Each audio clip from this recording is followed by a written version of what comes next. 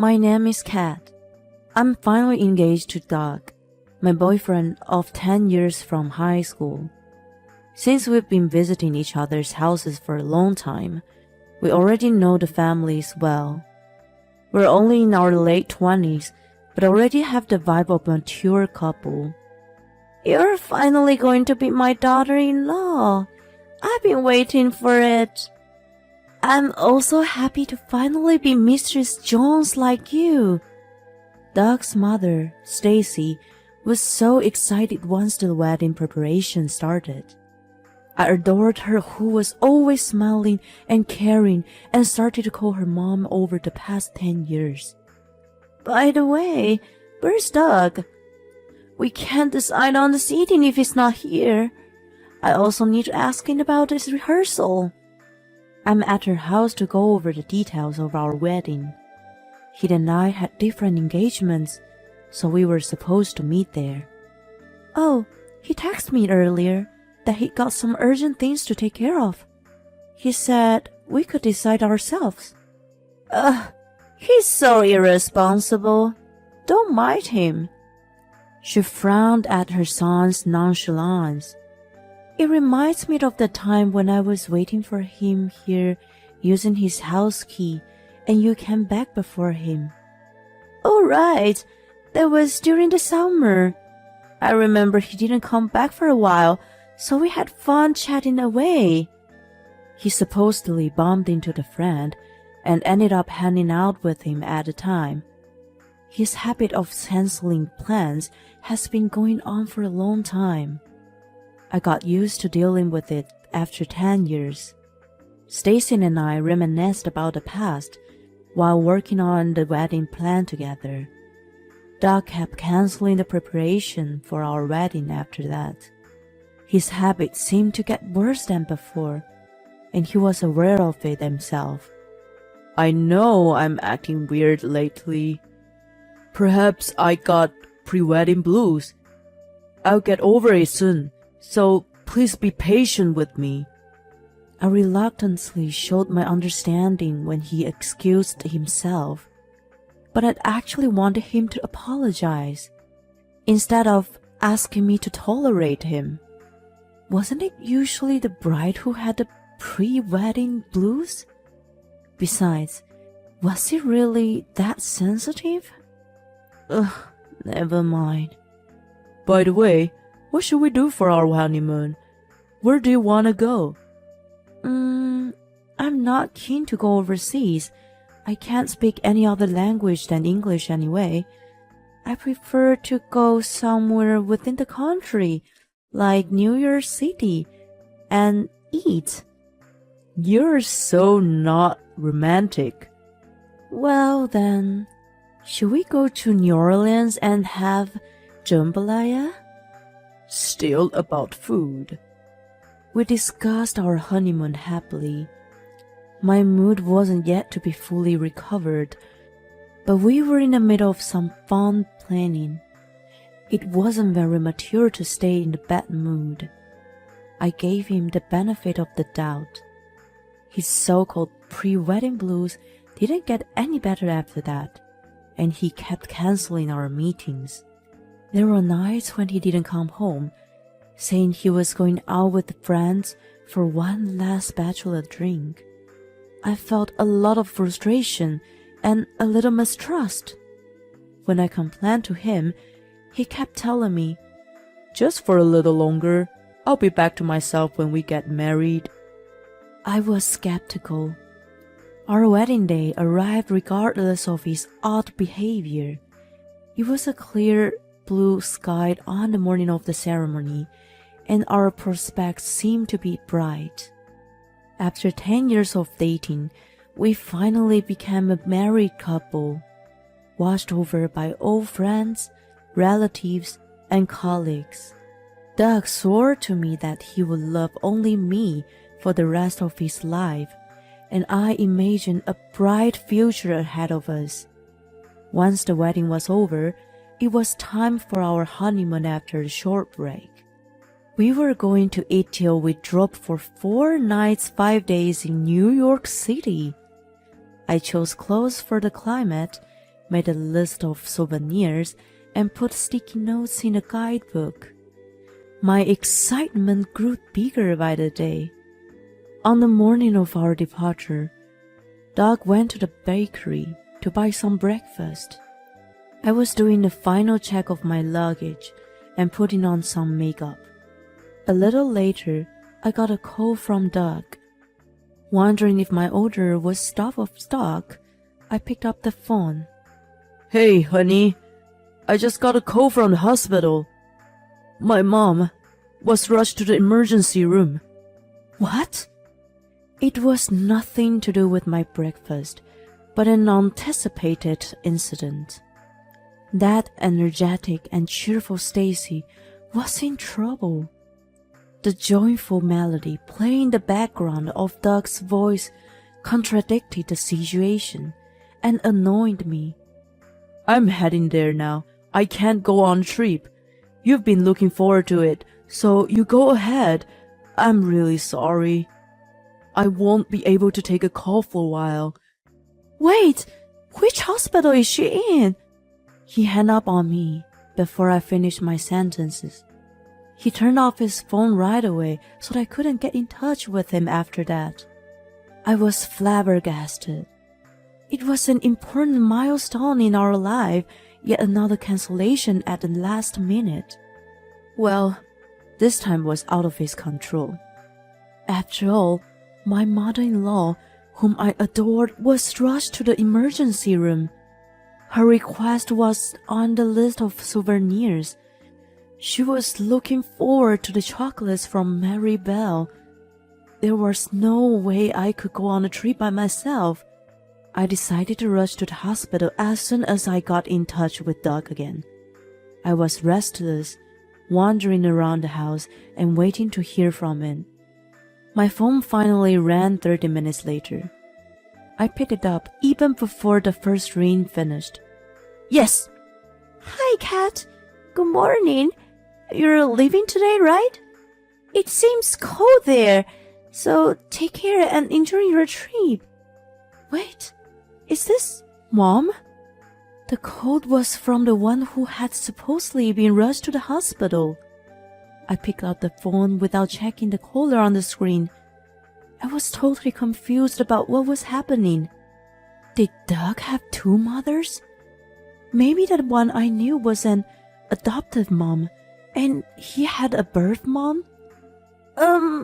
Is this really Mom? What's wrong with you? Why do you sound so strange? It was her for sure. I thought you were taken to the hospital. Huh? For what? I'm good as usual. She sounded dubious. I realized that Doug lied to me.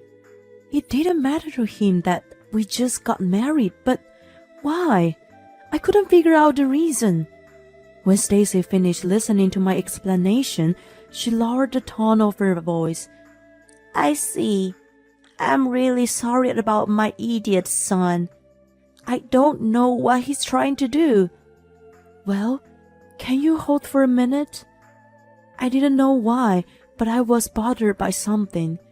It was the cheerful melody I could hear in the background on Doc's call. I opened my tablet to see if I could figure out what was bugging me. My hunch was on point, and I found what I wanted to know right away. Hey, Kat, what's going on? Mom, do you want to go on a trip with me? What? Let's go to New York City together. I could feel that she was contemplating. My brain cells began to work toward revenge against Doug. Watch out, bastard. Stacy and I enjoyed our trip and returned home after 5 days. Doug never called me, but sent me texts like, "Having a good time? Don't worry about my mom." I was amazed by his foolishness. His mom was with me, yet he thought his life was still intact. My feelings for him quickly evaporated. He was not only dishonest, but was a total moron.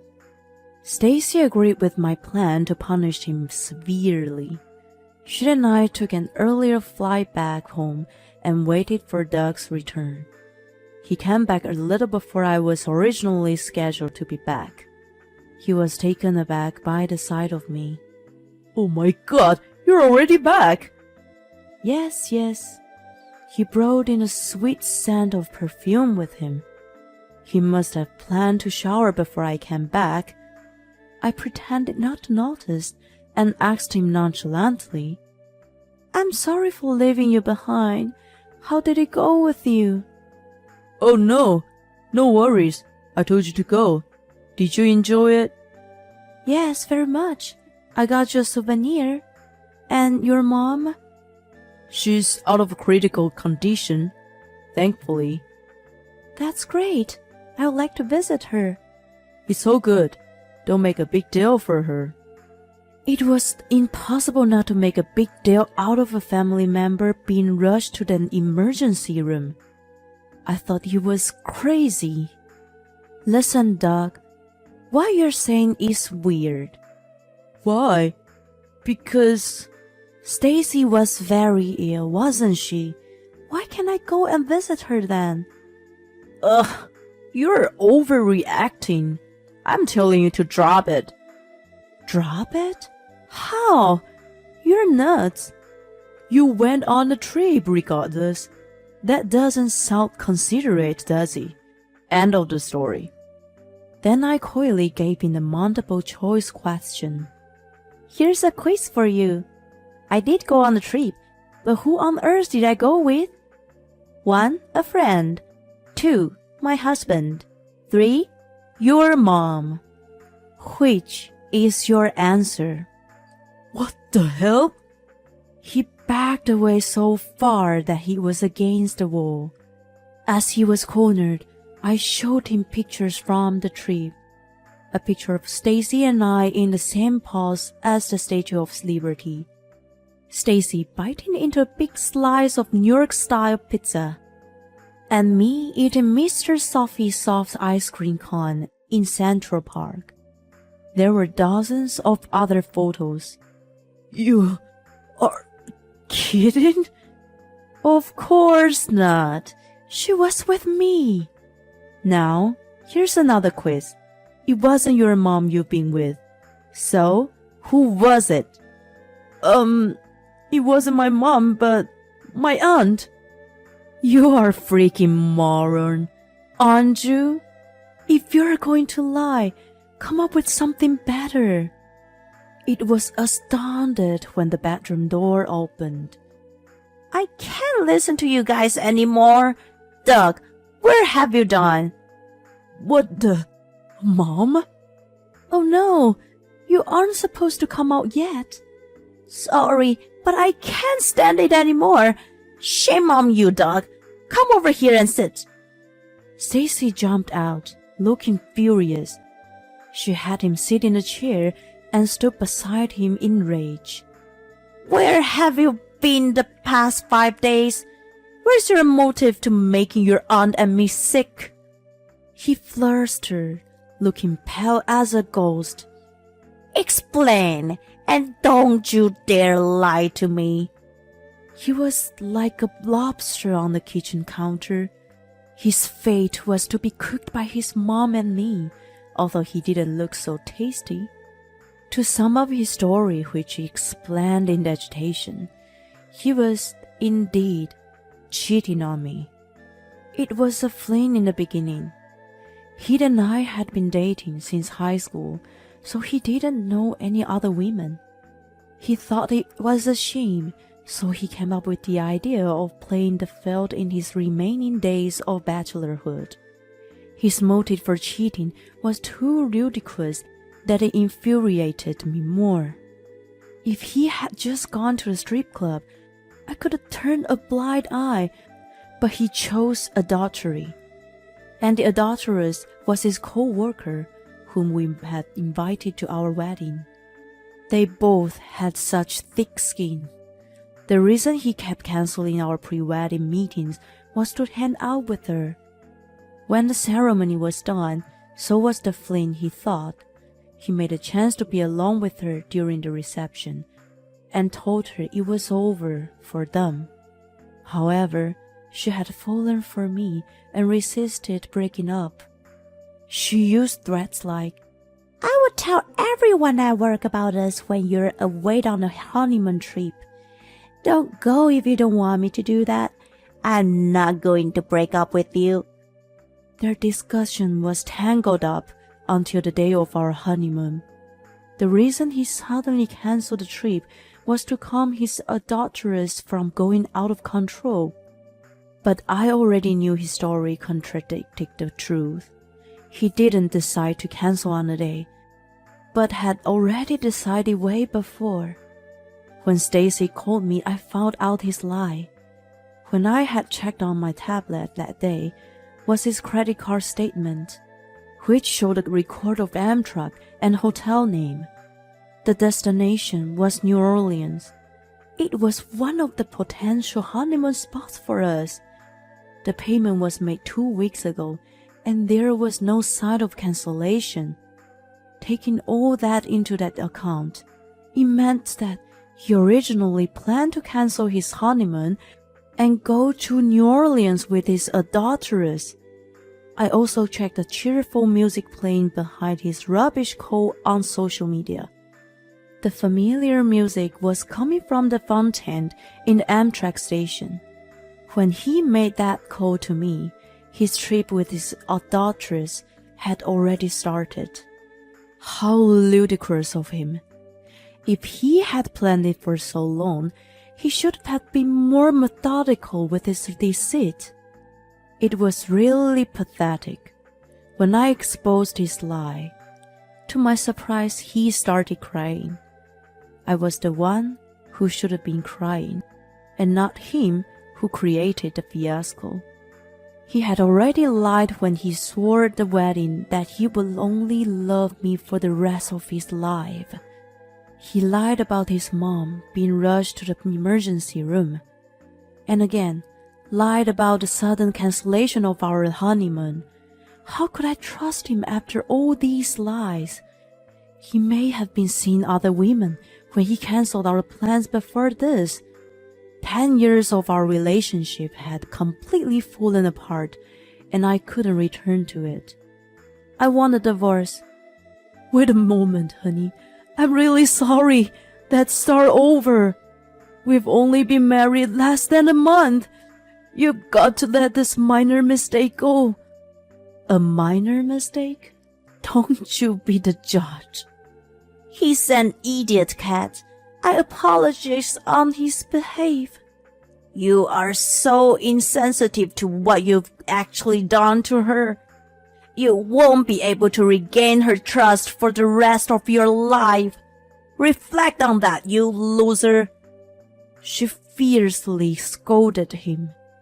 After 10 years of dating and 1 month of marriage, he was abandoned by his wife and his mom.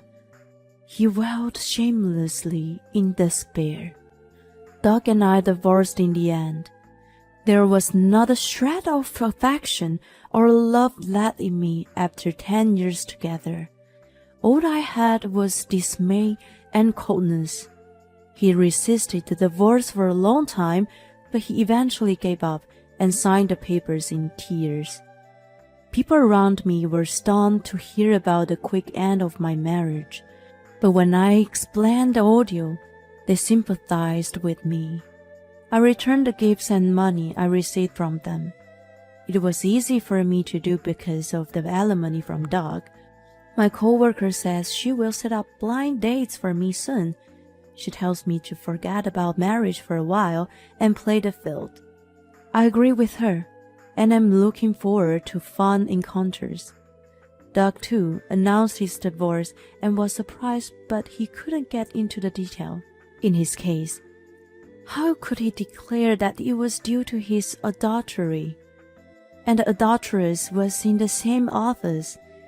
Anyway, it spread from my side, and almost everyone in his office knew about it. He's frowned upon by colleagues as a guy who canceled his honeymoon for a trip with his adulteress. I would think no company can entrust an important job to such an idiot in the future. He made his bed. Now he has to sleep in it. As for the adulteress, she broke up with him. Apparently, she was a maid poacher. She lost interest in Doug after we separated. She's a villain of all women. I've been scheming to get back at her with the evidence I have. Stacy has been source of all that information. Since I no longer have any relationship with Doug, it's weird to keep calling her mom, but it's also weird for me to call her by her name all of the sudden. I contemplate how to address her in meanwhile. I still called her mom. She couldn't believe Doug's adultery at first and was greatly shocked when she found out. She was consistently on my side after that. When I demanded alimony from him, she even pressured him for me. I wondered why she was so cooperative regardless of our 10-year relationship. I would think that she would try to protect her own son. So I asked her one day. Her eyes stare into the distance while she explains to me. To be honest, I've been cheating before. Oh no, by your husband? Yes, I found out half a year after we got married. Seeing her always cheerful, I never imagined she went through such a terrible thing. But when I was a newlywed, the position of women was still weak in society. When I cried to my mother-in-law, she snapped at me, saying it was a wife's duty to turn a blind eye. My husband also said that it was a man's way of stress relief. I just couldn't conceive myself. The mistrust I developed then has never left me. I'm sorry. So, I had to try a little harder as a consolation to the old me. She looks at me and smiles mischievously. Never mind me, but your life is just beginning. I'm glad that you become my daughter-in-law, even if it was only for a short time. Thank you for inviting me on the trip too. I was so happy that I could choose my own chocolates. I templated for a bit and then asked her, well, if you don't mind, can we continue to be good friends? Not as my mother-in-law, but as a real friend. I would love to, but won't it be too painful for you? You would be reminded of Doug, wouldn't you? Not at all. You've been so kind to me, so I'm much better now. Are you sure? Sure. I'm really over him and the whole ordeal now. She contemplates a bit and then says, Well, I'm happy to be your friend. Will you take a trip with me again? Of course. She gives me a giddy smile. Doug and I parted in a messy way, but I still adore her. We get along so well. I'm going to secretly practice calling her by name by the next time I see her.